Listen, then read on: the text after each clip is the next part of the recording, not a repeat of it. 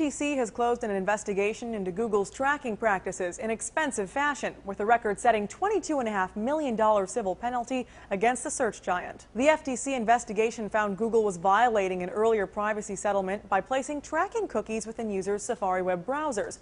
On top of the fines, Google is ordered to disable those and all other cookies it has placed in violation of the original FTC order. A writer for Forbes talked to those involved in the case, wondering what the justification was for that record fine. I asked how the FTC came up with $22.5 million as the fine. One of the FTC lawyers said the agency doesn't want to cripple the company and that this is a calculation of the company's ill-gotten gains and misrepresentation to consumers what its practices were. It turns out $22.5 million would put a dent in Google for all of about 5 hours. As it stands, the Register says it's a largely symbolic move. Nonetheless, the payout is ridiculously small change to Google, which racks up sales of over $20 million roughly every 5 hours. Indeed, the U.S. regulator acknowledged the fact that the company generates billions of dollars of revenue annually. CNET picked up Google's statement on the settlement, in which the company points out it's already taken steps to fix the problems. The FTC is focused on a 2009 Help Center page published more than 2 years before our consent decree and a year before Apple's changed its cookie handling policy.